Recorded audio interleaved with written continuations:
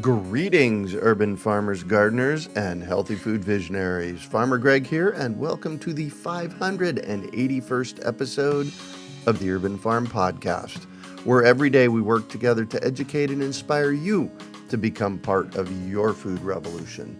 Stay tuned for the most amazing deal on bulk seeds and seed-saving education you have ever seen. Normally around this time of year, our team puts on an event called the Great American Seed Up, where we pack hundreds of people into a room over a few days to scoop amazing open-pollinated and heirloom seeds for their gardens. We came up with the Scoop Your Own model because the majority of the cost of seeds is actually in the packaging and distribution. So by eliminating these costs, people can buy the seeds in bulk at bulk prices. Well, as you can imagine, packing hundreds of people in a room is not feasible these days, so we had to get creative. And we came up with Seed Up in a Box. And what's amazing about it is that now you can get these bulk seeds wherever you are in the world. We've chosen seeds that are popular, non-GMO, open-pollinated, and easy to grow. They're bundled 10 jumbo packs per variety so that you can share them with your community, family, church, or school. Your job is to split them into individual packages. Our job is to make them as inexpensive as possible, and right now they're averaging about 60 cents per individual jumbo portion. With all the uncertainty in the world, a lot of people are thinking about how we can make our future more food secure. Seed Up in a Box is a great way to do this because each bundle has enough seeds and education so that you may never have to purchase seeds again.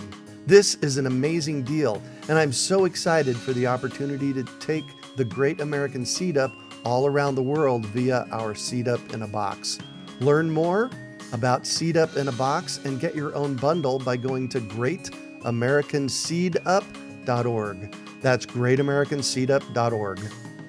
Welcome, everybody. Greg Peterson coming to you from the Urban Farm in the heart of Phoenix, Arizona, and we are here for our year-end December seed saving chat. I'm here with Bill McDorman with Rocky Mountain Seed Alliance.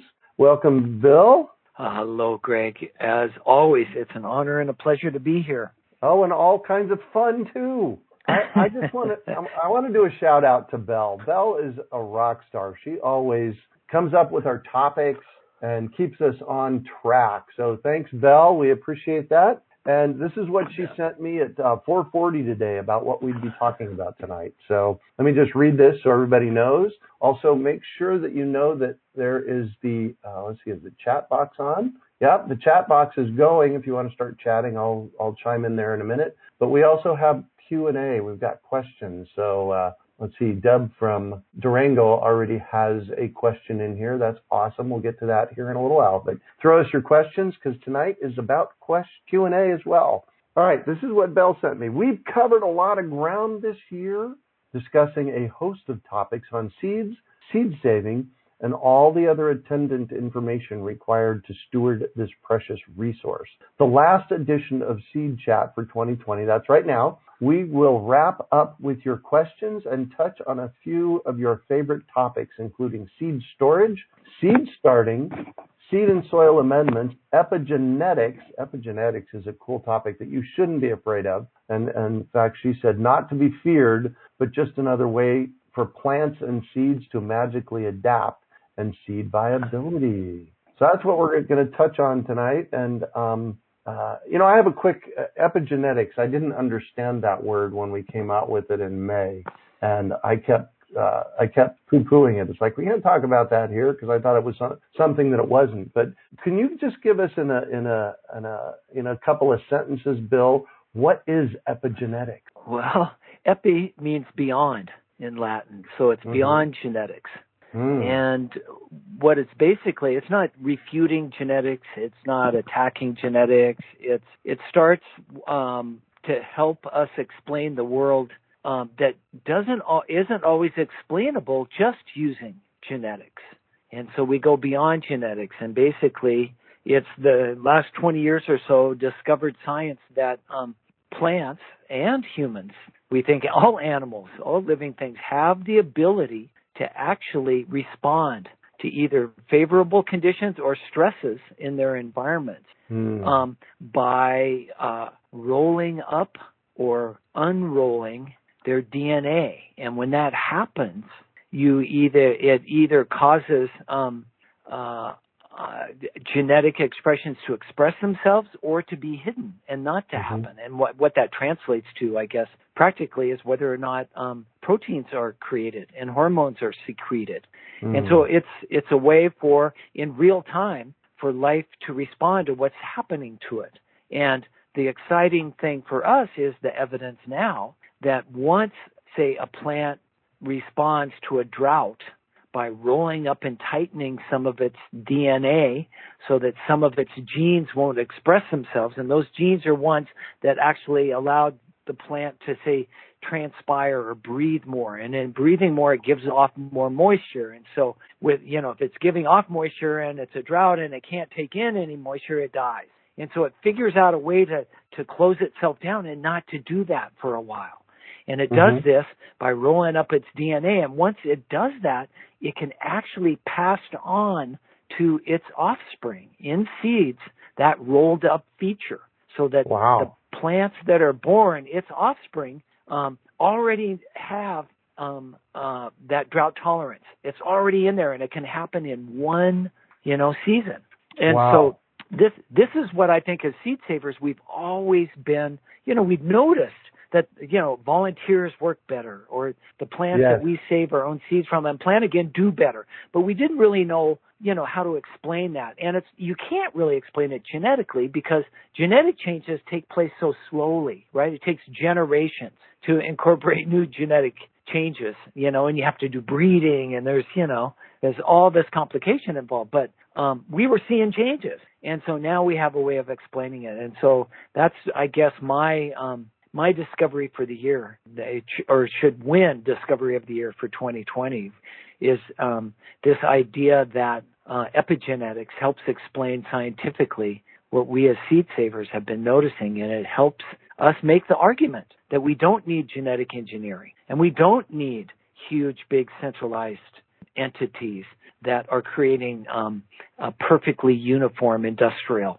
varieties. Not for us, because we know that once we plant something in our own yards, it will learn to adapt through and use its epigenetic bag of tricks to adapt itself, even starting in the first generation, to the conditions that we have. Therefore, we can actually have superior products, if you want to look at it that way, superior seeds in our own yards. And that's where they come from. So. Well, I know one of the things that has happened, so I've been here at the Urban Farm for 31 years. And, 25 years ago, I started planting things, and I started noticing that they'd replant themselves every year. So I have this thing that happens in my front yard, in the front garden bed every year, where this time of year, the cowpeas, which is a nitrogen-fixing bean, they call them cowpeas. It was a Rio Red cowpea that I got from Native Seed Search, I'm going to guess a decade ago, dies back. And what comes up in its place, and I crumble the cowpea plants just down in the bed because they're nitrogen fixers. So they're pulling nitrogen out of the air and out of this ground and making it bioavailable for the soil. So I just crumble those plants right into the garden bed. And then I watch in amazement as, starting about 30 days ago, the nasturtiums came up. Just like in the forest or just like in nature, when it's the season for the nasturtiums to come up, they come up. And they'll grow. Aren't they smart? They are. The nasturtiums will grow in November, December, January, February, March, April, and May. And when it gets too hot, they burn out. And when they burn out, I crumble the leftover pieces of that into the garden bed, and the cowpeas come up through. And now this has been going on in my front yard for maybe a decade. It's just nature happening. And so what I know, I collect cowpea seeds every year, and I give them away with our fruit tree program because they make great shade plants for the ground. One of the things I noticed about 3 years ago here at the Urban Farm, so we're right in the middle of the desert in Phoenix, Arizona. It gets really hot in August. The ground temperature was 140 degrees at ground level. Without right, exactly. That's enough to kill pretty much anything except nut grass. And 6 inches down, it was 120 degrees. 6 inches down. Oh my God. That'll kill your plants. It'll kill your trees. It'll kill everything. And perhaps you've heard growers say that you always want to have something green growing, especially in the summer, because on that same day that it was 140 degrees at ground level, underneath the cowpeas and sweet potatoes in my front yard, it was 89 degrees. Wow. That's enough to make, right, exactly. That's enough to make the difference between your plants surviving and not. And so what's happened with the cowpeas over the past decade and the nasturtiums over the past 20 years, 2 decades, is they've adapted to my space. And they know when it's the right time to come up. And, it's just, and it's a process. It just goes on every year.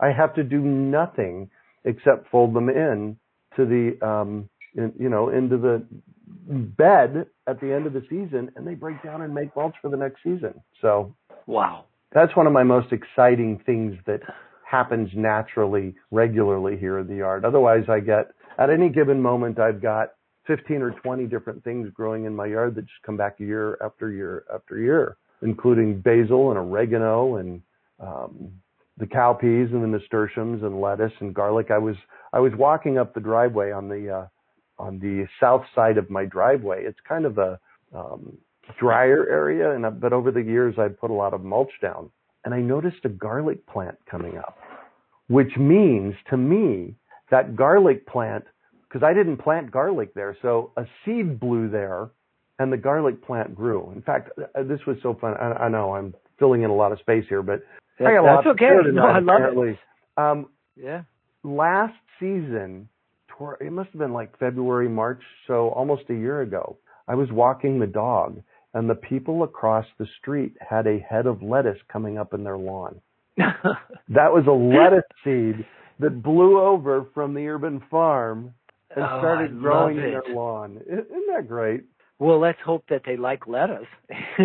Well, I think they just mowed it because they didn't know what the heck to most people, it's just a weed. In fact, that's another thing. What do you do with seeds that just come up in your yard that you don't know what they are? What do I do? Yeah, what do you do? Well, I wait to see if I recognize, it might be a friend. It might be something that's blown in from along. One time when I was in Idaho, a new plant came up in my yard, and I couldn't figure out what it was, and it was the strangest looking thing, kind of had little fiddle neck, ferny leaves, and in the end it bloomed. And then, so when a plant flowers, then it gets way easier to identify. Exactly. So then I started looking through botanical keys. I couldn't find it in a key for all the plants in the Mountain West. And it was like, weird. That's weird. It just doesn't fit. What is this? So I started looking around. I finally found it in Culpeper's Herbal. Oh, my gosh. Which was written in, the 1600s, 1700s? Yes. Yeah, and it was a plant called Viper's Bugloss. Get that? Wow. So you never know. Let it come up in your yard. You never know. You may end up over in England in the 17th century. Right. On the other hand, it might be a noxious weed, so you want to be on top of it. You don't want it to get out of control before you figure out what it is either. That's the other side of it. But exactly. Most of us are, ask your neighbors. They'll be able to, show you or tell you the top 5 or 10, most evil plants that they're going to war against. So just watch for those. But otherwise, have fun. I always identify it before I pull it up, because like with you just don't know what you're going to stumble across. So while you were chatting, I actually looked up apps for identifying plants, because I remember an app that I downloaded 3 or 4 years ago, and you just take a picture of the flower and it tells you what it is. So there's this article, top 7 apps to identify plants. We got Plant Snap, Garden Compass, iNaturalist, Leaf Snap, Plantifier, iPlenzen, and Smart Plant. So there are actually apps that you can get, and I would guess that this Leaf Snap is, you put it identifies it by the leaf. So there's no reason to be pulling something out of your garden until you know what it is, because it might be magic. Wow, that would be amazing, because to be able to identify just from a leaf is really hard, but maybe it takes a close enough picture. I don't know. That's really interesting. Yeah. That's a major breakthrough. But, we've got, that I was with a gentleman the other day, and we have Google, the new Google Translate app that you can put on your phone, does real-time live translations of, I don't know, he's 8 to 10 languages already. And wow. It's growing, I mean, who would have thunk? So, right. Leaf identification, that's probably easy. Yeah, exactly. So we have in the chat box, we have Steph from Missouri, hello, and we've got Denise from Amaranth, Ontario. Jody says, in the context of human embryology, epigenetics mediates the expression of genes so as to be customizable to conditions on the ground, as relayed to by the embryo of the body of the mother and by the body of the embryo itself. How fascinating is that? Thank you. Well said. Well said. Yeah, thank you. Yeah. We're all need to tune up on our language, and I'm sure I'm still butchering it in a way, but I think we all know what we're talking about, is that believe in the adaptability of something. Yes. Yeah, exactly. And then Denise says from Ontario, she's tried not to pull anything until she recognizes it. Absolutely not. And Jody says, stress.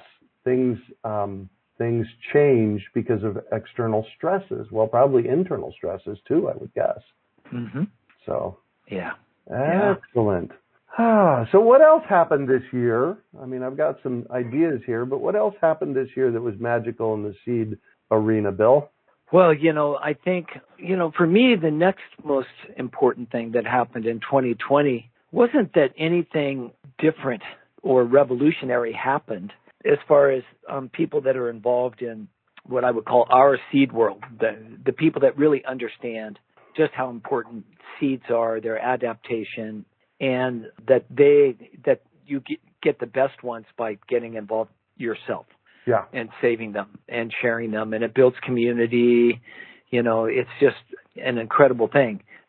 What was magical about 2020 is what some of the noise, I call it, the other noise about and around seeds and gardening started to disappear a bit. It seemed like when we were questioning our supply lines for food, when there were runs on grocery stores for things, there was hoarding. And that hoarding caused the shutdown of a number of seed companies for a while. Mm-hmm. Yeah. Many of them, I would say, because they just got overrun. They just weren't ready for the kind of volume they were asked to do. When all of that sort of stuff happened, people started to see, again, and remember again that underlying importance of the seed system that we covet. And so, yeah, that was really amazing, and it's continuing. I just read a little piece from Don Tipping, who is the proprietor of Siskiyou Seeds, which is one of my favorite seed companies. And he said in December so far, his sales are triple what they were last year. Yeah. Well, we've seen that. And so, yeah. Go ahead. You were going to say, and so?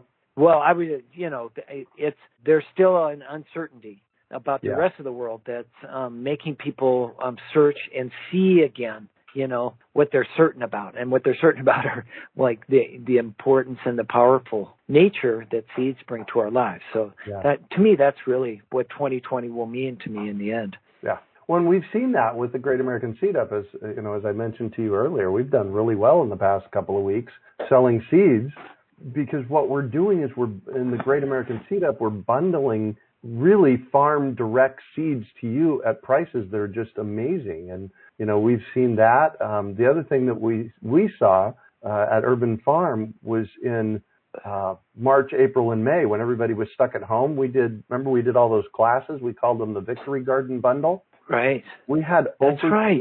Go ahead. No, go. This is your story. How many? We did 63 classes over 90 days where they were just free on a multitude of different topics, and we bundled it together as our Victory Garden Bundle package.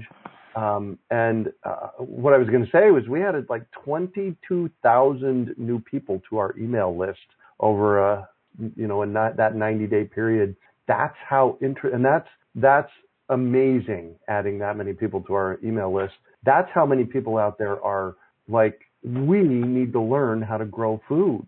It's a renaissance. It's a revolution. That's why, every time I start my podcast, it's like, welcome to the grow your own food revolution. Yeah. Well, and it's just so important over and over. And people are making these connections. I think 2020 was about that too. Mm-hmm. I mean, when the noise of our modern lives goes away and we're, not bombarded and compounded, that we're running around in our cars so much and all this stuff we have to get done or whatever. We're not as busy. We're at home more. And we're at home with our families or small groups of people, our pods, so to speak. We get time to reflect on what's most important. And, the food system is of paramount importance. Oh. And it's not just to keep your tummy full, and give you the energy. It's like 6 of the top 10 things on Paul Hawkins' drawdown list. That's the list of the 100 top things humans should be doing across the planet to draw carbon back down out of the atmosphere. Uh-huh. So we can begin to, mediate some of these weather changes.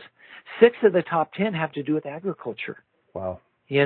Every time you take a bite of food, you are hooked to a whole agricultural system. Mm-hmm. And so you can be an environmentalist all you want and compost and recycle or whatever, but if you're buying your food from the industrial food system, and I would say your seeds and your fertilizers, and you're feeding that industrial system, the consequences are something that you may not want, or at least your kids or your grandkids won't want. For sure. For sure. I think we know enough about that. Yeah. So interesting you brought the carbon conversation to this. That's a huge piece of it. Josh Tickell wrote a book, and I have it around here somewhere, called Kiss the Ground, maybe 3 or 4 years ago. And they turned it into a movie. Oh, I've heard about this. It's on Netflix. I'm getting chills sharing about this. It's on Netflix. Go to Netflix, watch that movie.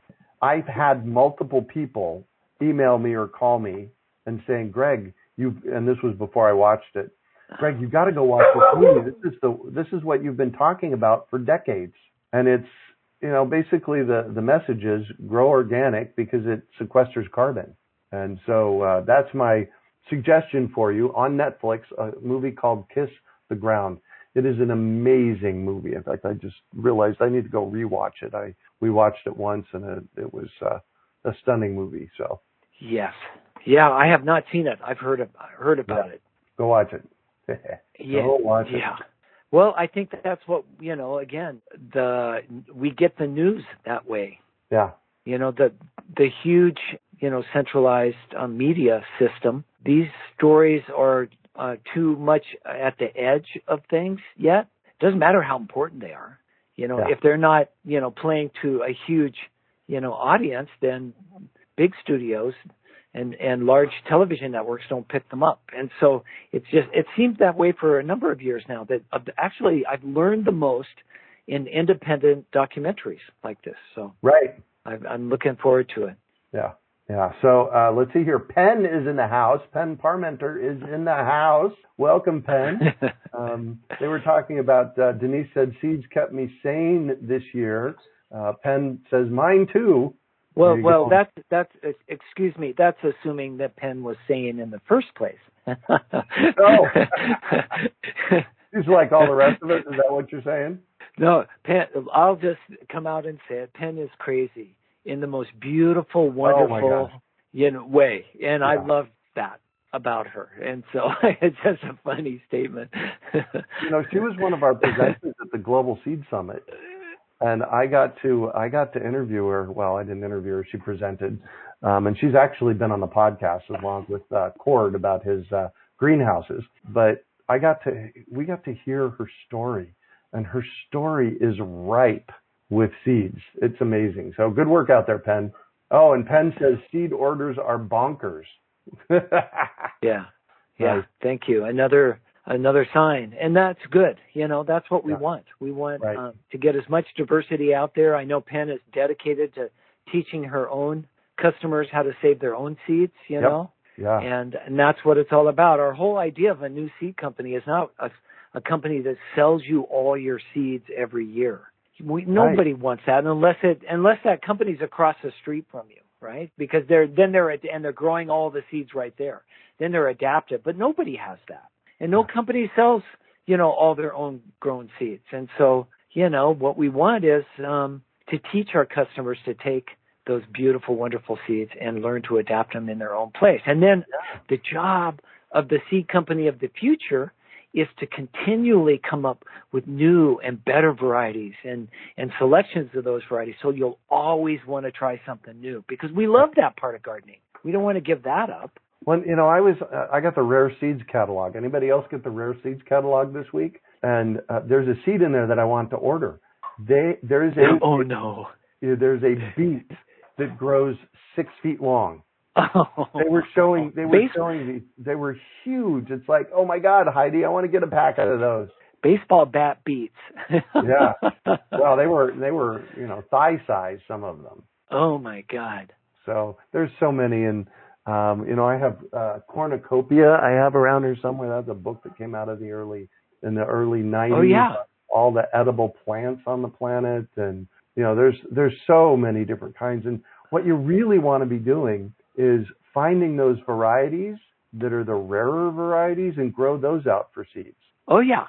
Yeah, that's the whole idea behind that's the idea behind our seed stewards, right? Everybody take something and take care of it. But go ahead. Well, I was going to say, tell us the story about glass gem corn, because that was an amazing ride, and you were on it. Well, that's, it's actually going on. We just got a call from Seed World magazine.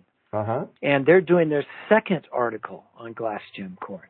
So when I was a little seed company in Idaho, way back in the day, 30 plus years ago, trying to figure out the seed world, I was naturally drawn to a magazine called Seed World. Well, what I realized, and you just open up the front page and you see this, is that Seed World is a magazine for the industrialized seed world.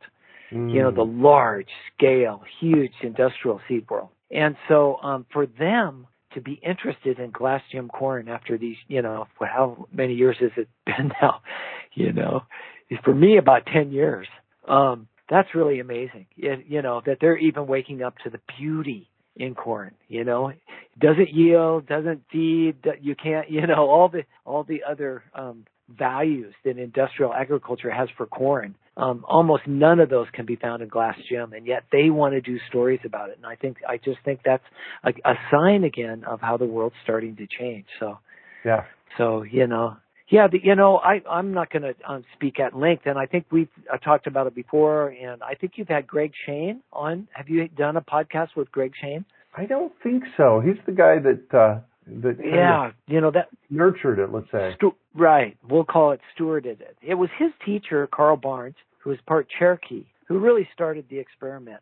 And Carl was what I call a reverse breeder. He was a corn breeder, and he knew corn really well. But he really believed that instead of, walking out into a field of corn and selecting out the best ears so that you can increase yield and get rid of what they call the deleterious recessives, by selecting those ears that were perfect, the big ones, the tall, strong stalks, all the things that you want to have beautiful corn. Instead of doing that, he was looking for what he called the old varieties, the varieties that the Cherokee and the Pawnee and the Plains tribes had grown. And he, as a researcher, had seen pictures of them. There was actually old, but I think dead ears in some museums, of some of these corns. And some had been documented, but they just weren't around anymore, the varieties.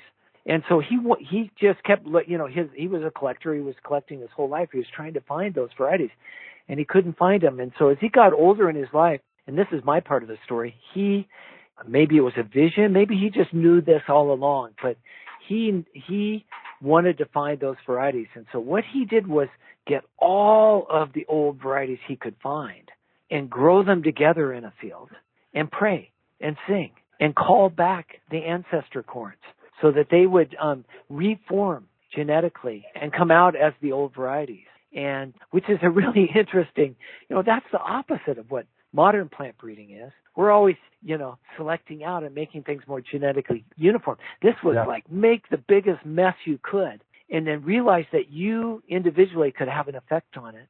And because of your prayers and your asking, that the ancestor corns would come back. So that sets the stage for glass gem. That's what Carl was looking for. And out of that, through a small handful of that seed that was being grown by his student, Greg Shane, one plant off to the end of this, rather large field, they opened up and it had the now world famous picture. You can, if anybody wants to know the picture I'm talking about, you can just glass gem, go to Google Images and do glass gem corn and it'll come up.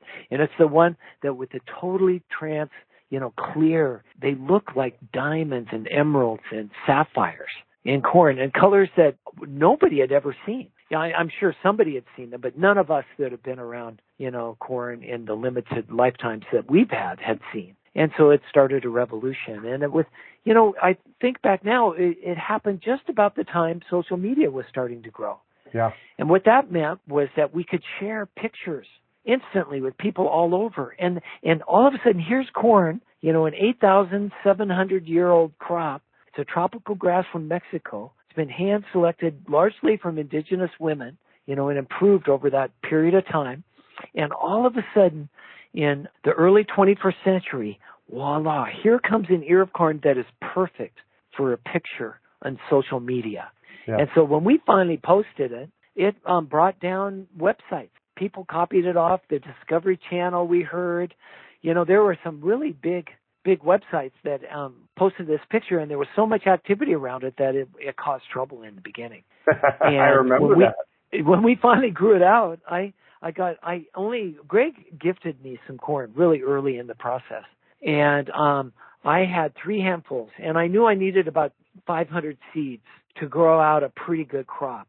Mm-hmm. So I divided the 1,500 seeds I had into 3 bundles. I found 3 of the best growers that I thought or knew about in the United States that could grow this for me. And one was Evan Sofro at the Native Seed Search Farm. I sent it to New Mexico. I sent some to Don Tipping at Siskiyou Seeds, and hoping somebody would get a crop. Well, meanwhile, all this activity is starting to spread around glass gem, and people wanted it.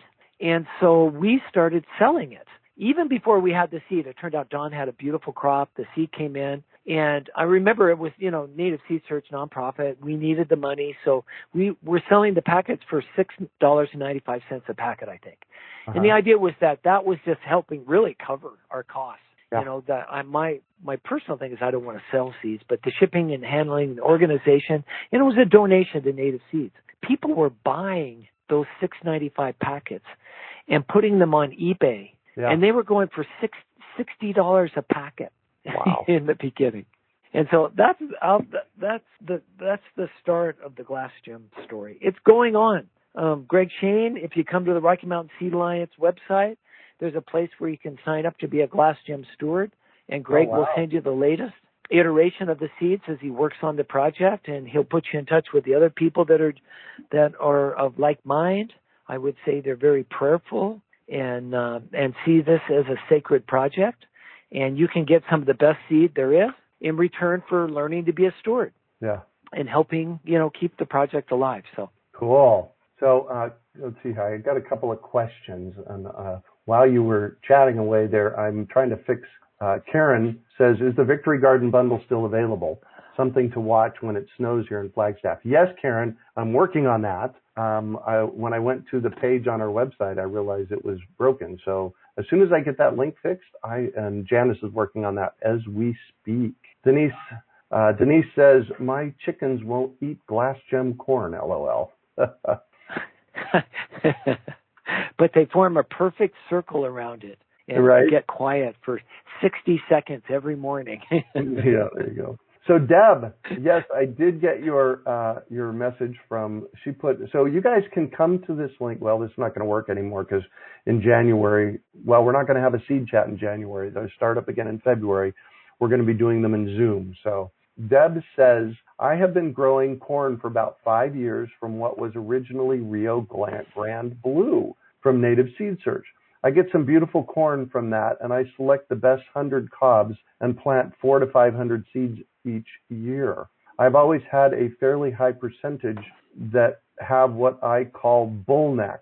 They are very thick at the base with a large, wide attachment to the stem. I have tried never to include these in the selection, but this year I have more than ever. I wonder if this is environmental rather than genetic. Thoughts, Bill? Wow, good question. I don't know the answer.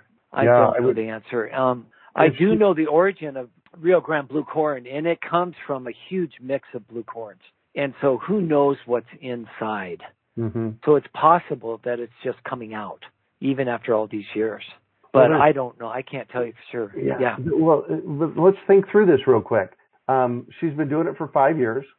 She selects for this stuff not to have the bullneck, and she's got more than ever this year. She's in Durango, so one way to experiment that and you can check with Rocky Mountain Seed Alliance to find somebody else to grow it in some other climate, see if they come up with the same results. That way you would know whether it was environmental or not, because it sounds to me like it's leaning toward it could be environmental. Boy, that's a good question. I can't tell you. I remember seeing both. Just as she was describing what you were reading it, I remember, I've walked acres of Rio Grande Blue. In fact, some of the first large grow outs in the country where I helped steward. And so I know where it came from, and I've seen that, but I can't tell you. That's a great question. And I'll tell you what, I'll try to find an answer also. We'll make that a challenge. Cool. So I do have a link. It's not here's the Victory Garden Challenge page. I'll put this in the chat. This will give you the classes that we have. And Janice is working on getting the buy link in here as well. Oh my gosh, the chat box has exploded. There's the Victory Garden link right there. Candy Mountain. So Penn says, Karen, Candy Mountain sweet corn grows short and you can plant it close.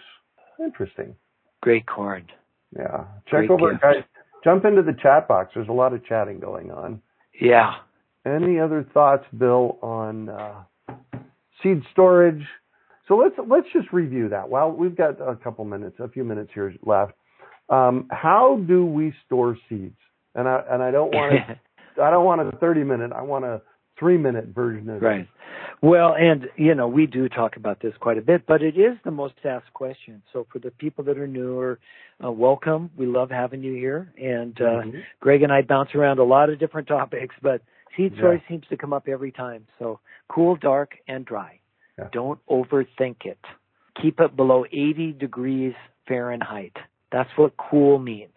That's testing that was done at Utah State University for seed storage on trips to Mars. They actually stored seeds at different temperatures and then measured their viability later. And once you get above 80, you start to see the seeds die off faster is all. Possible you'll still have some. Remember that seeds protect seeds. So if you're in stressful conditions, reach for the seeds that are in the center of a box or a jar or a packet, because the seeds around the outside form almost perfect insulation and moisture gathering to keep those seeds in the center good. So what do we mean by dry? We mean that if you live in the western United States, you don't have to worry about it. If you live along the coast or in the south and the southeast where, humidity can be high, what that means is don't store, try to find the driest day you can to package up your seeds if you're going to store them for a long time, or in air conditioning. Air conditioning dries air. So if it's a really hot time, you can use an air conditioner to do that. And same's true, I guess, for people out west. Don't bag your seeds up or put them in jars on a rainy day. Wait for 2% humidity days like we have in Phoenix, right? Right. Yeah. Well, and another thing you can do is, all those dang little silicone packets that come with every single vitamin pill that you have. Save those. Yeah, that's a good idea. Rice can substitute for it if you're looking for a natural substitute. Little bean bags of rice, because rice will absorb, their seeds, and they absorb moisture too. And that way it's at least going into some of the other things you're not going to plant. And dark means keep them out of the sun, basically. Yeah. that's really what it's about. Yeah, light is one of the triggers. And so, and consistency in these sorts of things. If you want to store seeds for a long, long time, I think they found that if they're kept at consistent temperatures and humidities and darkness over a long period of time, they go to sleep, literally, and seem to last longer. So I did not know that. Just a quick story about how our relationship and friendship has grown over the years. It started, with Belle in 2005, 6, 7, whenever you met her. And Belle and I have been friends for a long time. But it really hit high gear in 2011 when I came to seed school for a week. It was a week seed school in Tucson. And you and I had a conversation about creating a seed bank in Phoenix. And so what I did is I just bought a big freezer and created a seed bank in Phoenix. We bought, 1,000 pounds of seeds and stuck them I had them in plastic bags, but I have a better solution now. And just stuck them in the freezer. So I bought a chest freezer that was 25 cubic feet and bought all those seeds and stuck them in there. And so my favorite way to store seeds long term is not in plastic, but in glass jars in a freezer. Right. People freak out a little bit. It's like, you freeze seeds? Yep, you freeze seeds. That's where they do best long term. Right. And you're in Phoenix. Yeah. Why? Because it gets so hot? Yeah. The surrounding, you were just talking about your soil being 140 degrees or whatever. Right. Yeah. No, it's good. That's really how it started. And then out of that idea grew the Great American Seed Up, right? Yeah. The idea is that instead of you having your own seeds in a freezer and me having my own seeds in a freezer, like we have everything else, our own lawnmowers, our own, that together as a community, we can do better. Right. Everybody can take part and grow and save some of their own seeds. So let's put our energy into that. And that's really what, the problem with that idea when we started it was that, in a city like Phoenix, there wasn't enough seed to get people started saving their own seeds. Exactly. People always had access to the catalogs, but we wanted to get people that didn't get seed catalogs yet. People that, new people that were just starting growing or whatever. And so, that's where we scooped up big buckets of seeds right from, almost directly from the farms where they're grown. And then people scoop them out and they get those seeds without having to go through that whole packaging and shipping process, which is about 90% of the cost. Right. And so, the story this year, it's evolved again. It's like we can't put on an event where 700 people show up and scoop out their seeds because of COVID.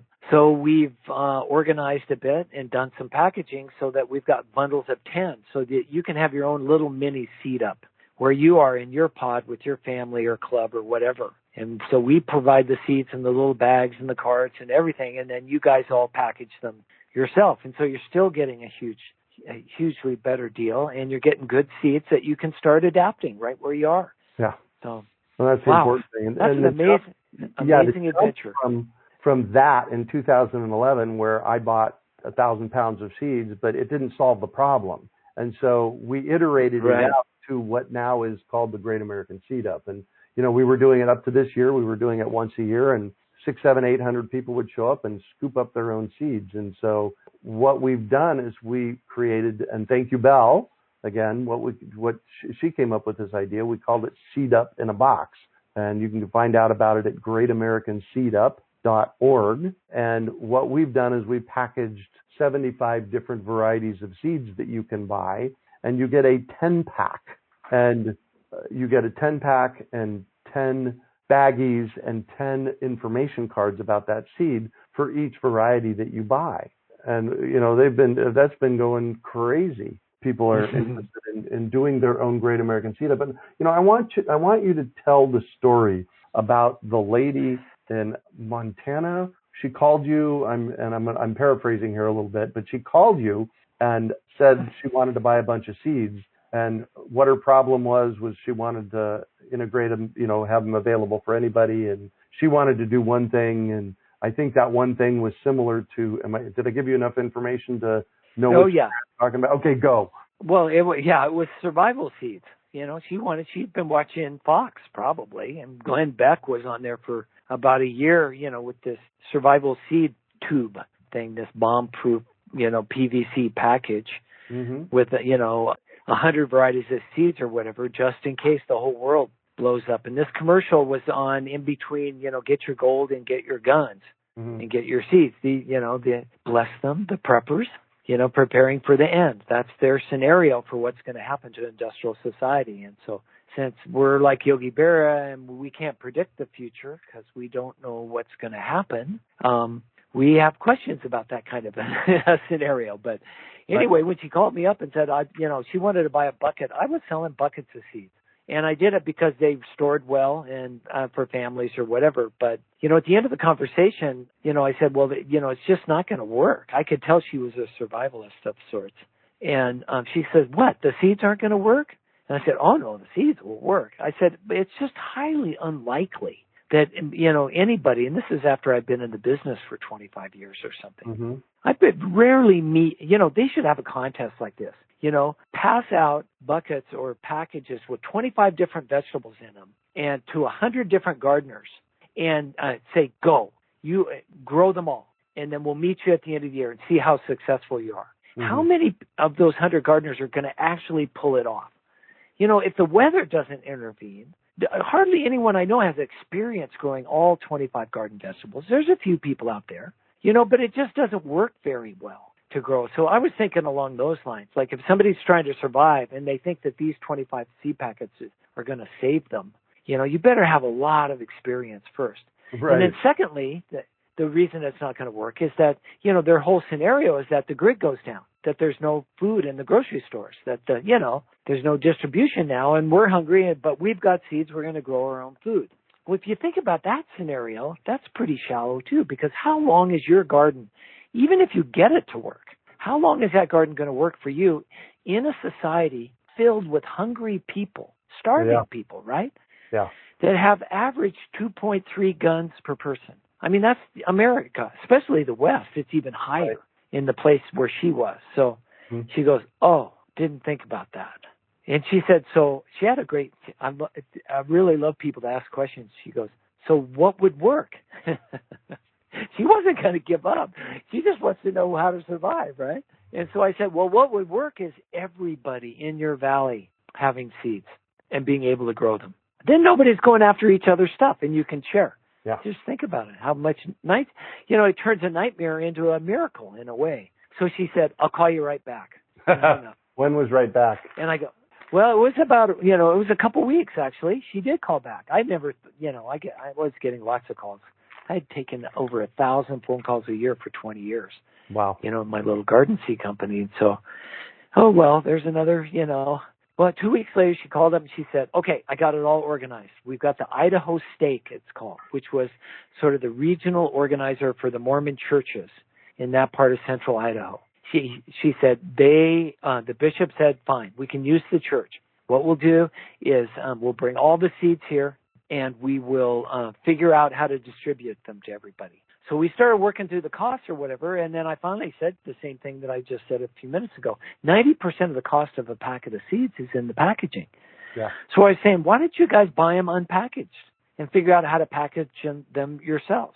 And so that's what they did. They bought 25 different varieties of seeds, big, bulky bags, had these big bowls. They set up on a big long table at the church, and as soon as church was over, and people came from all the other churches that Sunday in the afternoon, they all went down in a row, and in the row was a little card, and you could write down the name of it and any instructions you needed. Little plastic bag, you scooped out the seeds you needed and put them in there, and you got the seeds you needed that way, and with and they were labeled and identified, and you were good to go. And they just lined up, and through a whole afternoon, hundreds of people got their seeds. And the idea was that was it. Fill the whole valley, get everybody in the valley to have some seeds. And that was the germ of the idea for the Great American Seed Up. I just said, you and I were down on the beach in Mexico one time talking, and I just said, wow, I was telling the story, and you lit up the way you do so well. What's so great about you, Greg, is you follow through. You go, all right, we're going to do this. And we did. It took us a while to organize, and now we've done, 7 of them or something, 6 or 7? Well, and here's the magic part of it, and it did take us a while to get it done, but a while in my world is 6 months. Yeah. Yeah. In my world, it's more like 6 years when I get a new idea. Yeah. So, no, it's great. All right. Jody said, let's see what Greg says. You're going to have to give me a little bit more information about that, Jody. And we're coming up on wrap up. So maybe you want to send me an email at greg@urbanfarm.org.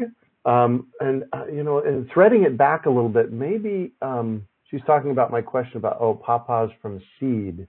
Jody, I get pawpaw to sprout, but then they die off. Well, so first of all, do a germ test. But if they're germinating, they might be damping off. That's a fungal thing. So Jody said, Denise said, I suspect it was my soil mix. It could have been. So if you are growing new seeds and they keep dying off like that, there could be something in the soil. So here's one solution. You could actually put the soil in the oven.